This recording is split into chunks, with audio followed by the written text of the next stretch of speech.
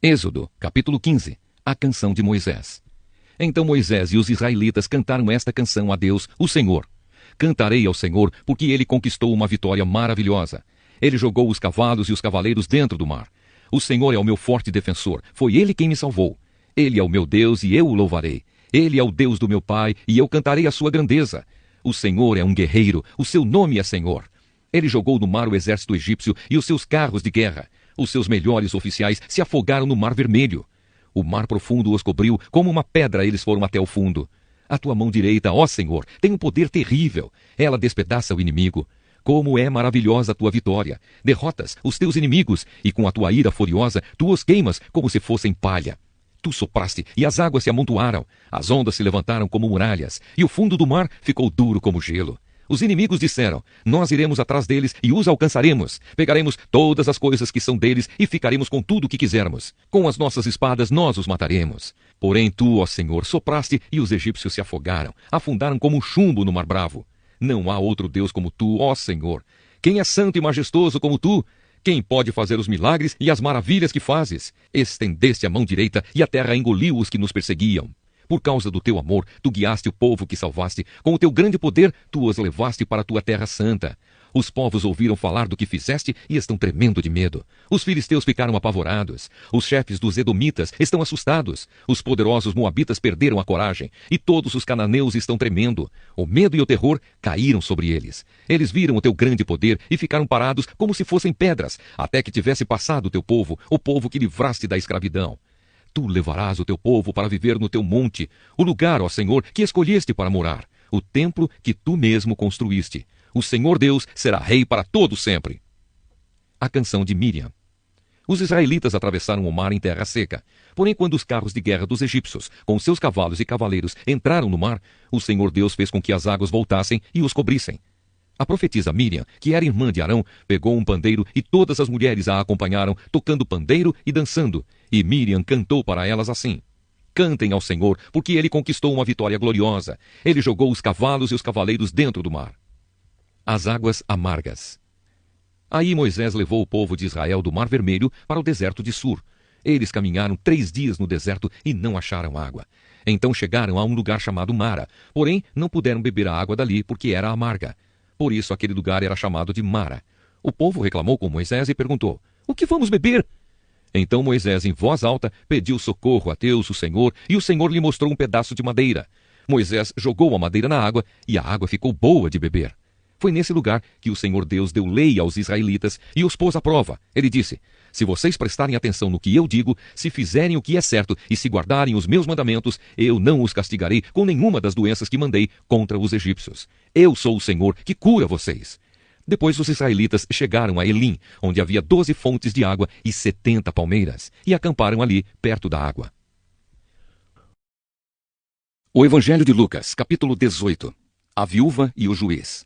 Jesus contou a seguinte parábola, mostrando aos discípulos que deviam orar sempre e nunca desanimar. Em certa cidade havia um juiz que não temia Deus e não respeitava ninguém. Nessa cidade morava uma viúva que sempre o procurava para pedir justiça, dizendo: Ajude-me e julgue o meu caso contra o meu adversário. Durante muito tempo o juiz não quis julgar o caso da viúva, mas afinal pensou assim: é verdade que eu não temo a Deus e também não respeito ninguém. Porém, como esta viúva continua me aborrecendo, vou dar a sentença a favor dela. Se eu não fizer isso, ela não vai parar de vir me amolar até acabar comigo. E o Senhor continuou: Prestem atenção naquilo que aquele juiz desonesto disse. Será então que Deus não vai fazer justiça a favor do seu próprio povo que grita por socorro dia e noite? Será que ele vai demorar para ajudá-lo? Eu afirmo a vocês que ele julgará a favor do seu povo e fará isso bem depressa. Mas quando o Filho do Homem vier, será que vai encontrar fé na terra? O fariseu e o cobrador de impostos. Jesus também contou esta parábola para os que achavam que eram muito bons e desprezavam os outros. 2 homens foram ao templo para orar. Um era fariseu e o outro cobrador de impostos. O fariseu ficou de pé e orou sozinho assim: Ó Deus, eu te agradeço porque não sou avarento nem desonesto, nem imoral com as outras pessoas. Agradeço-te também porque não sou como este cobrador de impostos. Jejuo 2 vezes por semana e te dou a 10ª parte de tudo o que ganho. Mas o cobrador de impostos ficou de longe e nem levantava o rosto para o céu. Batia no peito e dizia: Ó Deus, tem pena de mim, pois sou pecador.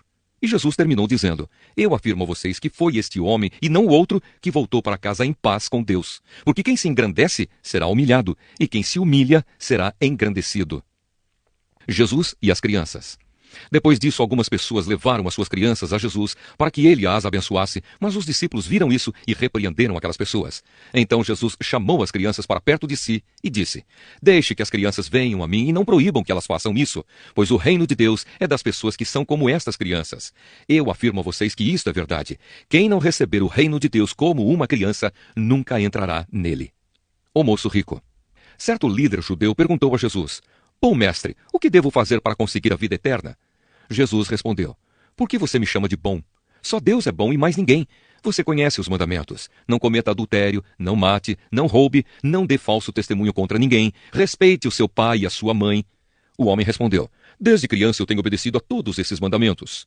Quando Jesus ouviu isso, disse: Falta mais uma coisa para você fazer. Venda tudo o que você tem e dê o dinheiro aos pobres, e assim você terá riquezas no céu. Depois venha e me siga. Quando o homem ouviu isso, ficou muito triste, pois era riquíssimo. Vendo a tristeza dele, Jesus disse: Como é difícil os ricos entrarem no reino de Deus. É mais difícil um rico entrar no reino de Deus do que um camelo passar pelo fundo de uma agulha. Os que ouviram isso perguntaram: Então quem é que pode se salvar? Jesus respondeu: O que é impossível para os seres humanos é possível para Deus. Aí Pedro disse: Veja, nós deixamos a nossa família e seguimos o Senhor. Jesus respondeu: Eu afirmo a vocês que isto é verdade. Aquele que por causa do reino de Deus deixar casa, esposa, irmãos, parentes ou filhos, receberá ainda nesta vida muito mais e no futuro receberá a vida eterna. Jesus anuncia outra vez a sua morte e a sua ressurreição. Jesus levou os 12 discípulos para um lado e disse: Escutem, nós estamos indo para Jerusalém, onde vai acontecer tudo o que os profetas escreveram sobre o Filho do Homem. Ele será entregue aos não-judeus, e estes vão zombar dele, insultá-lo, cuspir nele e bater nele. E depois o matarão. Mas no terceiro dia ele ressuscitará. Os discípulos não entenderam nada do que Jesus disse. O que essas palavras queriam dizer estava escondido deles, e eles não sabiam do que Jesus estava falando. Jesus cura um mendigo cego. Jesus já estava chegando perto da cidade de Jericó. Acontece que um cego estava sentado na beira do caminho, pedindo esmola. Quando ouviu a multidão passando, ele perguntou o que era aquilo. É Jesus de Nazaré que está passando, responderam. Aí o cego começou a gritar: Jesus, filho de Davi, tenha pena de mim! As pessoas que iam na frente o repreenderam e mandaram que ele calasse a boca. Mas ele gritava ainda mais: Filho de Davi, tenha pena de mim! Jesus parou e mandou que trouxessem o cego. Quando ele chegou perto, Jesus perguntou: O que é que você quer que eu faça? Senhor, eu quero ver de novo, respondeu ele. Então Jesus disse: Veja, você está curado, porque teve fé. No mesmo instante o homem começou a ver e, dando glória a Deus, foi seguindo Jesus. E todos os que viram isso começaram a louvar a Deus. Jó, capítulo 33. Darei a minha opinião com franqueza. Por isso, Jó, escute as minhas palavras e preste atenção em tudo o que vou dizer. Estou pronto para começar e vou falar o que penso. Darei a minha opinião com franqueza. As minhas palavras serão sinceras, vindas do coração. Pois foi o Espírito de Deus que me fez e é o sopro do Todo-Poderoso que me dá vida. Responda-me se for capaz. Prepare-se para discutir comigo. Para Deus, você e eu somos iguais. Eu também fui formado do barro. Por isso, não tenha medo de mim. A minha intenção não é esmagar você. Você disse que está inocente. Creio que ouvi você dizer o seguinte: não sou culpado, não fiz nada de errado, estou inocente, não cometi nenhum pecado, é Deus quem inventa motivos para me atacar, ele me trata como se eu fosse um inimigo, ele amarrou os meus pés com correntes e fica vigiando tudo o que eu faço. Deus fala de várias maneiras. Mas eu lhe digo que você não tem razão, pois Deus é maior do que as criaturas humanas. Por que você acusa Deus afirmando que ele não dá atenção às nossas queixas? Deus fala de várias maneiras, porém nós não lhe damos atenção. De noite, na cama, quando dormimos, um sono profundo, ele fala por meio de sonhos ou de visões. Deus fala aos nossos ouvidos e os seus avisos nos enchem de medo. Ele fala com a gente para que deixemos de pecar e para que não nos tornemos orgulhosos. Assim, ele nos livra da morte e não deixa que nos joguem na sepultura. Deus o aceitará de novo.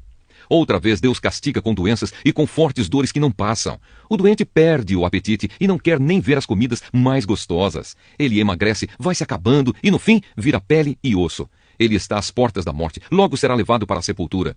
Pode ser que ele venha a ser socorrido por um anjo, um dos milagres de anjos de Deus, que ensinam a gente a fazer o que é certo. O anjo terá pena dele e pedirá a Deus: solta-o, ele não deve descer ao mundo dos mortos. Aqui está o pagamento do seu resgate. Então ele terá saúde novamente e o seu corpo será forte como era na juventude. Quando orar, Deus o atenderá. Ele o adorará com alegria e Deus o aceitará de novo como um homem direito. Ele dirá a todos: Pequei, cometi injustiças, mas Deus não me castigou. Ele me salvou da morte. Eu ainda posso ver a luz. Deus faz tudo isso com a gente e faz várias vezes. Ele não deixa que morramos e assim continuamos a ser iluminados pela luz da vida.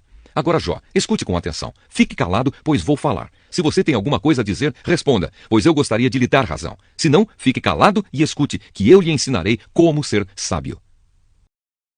Segunda carta aos Coríntios, capítulo 3. A nova aliança. Quando dizemos isso, será que estamos começando a nos elogiar a nós mesmos? Por acaso, como acontece com alguns, nós precisamos entregar cartas de recomendação para vocês ou pedi-las a vocês? Vocês mesmos são a nossa carta, escrita no nosso coração, para ser conhecida e lida por todos. Sim, é claro que vocês são uma carta escrita pelo próprio Cristo e entregue por nós. Ela não foi escrita com tinta, mas com o Espírito do Deus vivo. Ela não está gravada em placas de pedra, mas em corações humanos.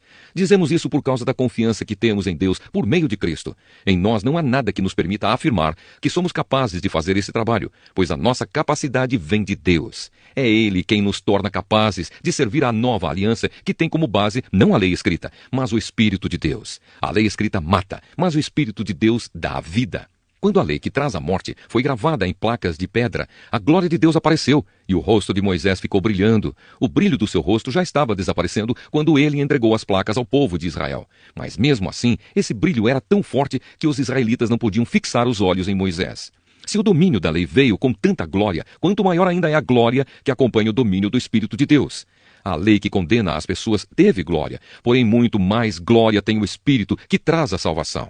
Pois a glória que antes era tão grande não é mais nada por causa da glória de agora, que é muito maior. De modo que, se houve glória naquilo que durou somente um pouco de tempo, muito mais glória tem aquilo que dura para sempre. E porque temos essa esperança, agimos com toda a confiança. Nós não fazemos como Moisés, que cobria o rosto com um véu para que os israelitas não pudessem ver que o seu brilho estava desaparecendo. Mas eles não queriam compreender, e até hoje, quando eles leem os livros da antiga aliança, a mente deles está coberta com o mesmo véu. E esse véu só é tirado quando a pessoa se une com Cristo. Mesmo agora, quando eles leem a lei de Moisés, o véu ainda cobre a mente deles. Mas o véu pode ser tirado, como dizem as Escrituras Sagradas. O véu de Moisés foi tirado quando ele se voltou para o Senhor. Aqui a palavra Senhor quer dizer o Espírito, e onde o Espírito do Senhor está presente, aí existe liberdade. Portanto, todos nós, com o rosto descoberto, refletimos a glória que vem do Senhor. Essa glória vai ficando cada vez mais brilhante e vai nos tornando cada vez mais parecidos com o Senhor, que é o Espírito.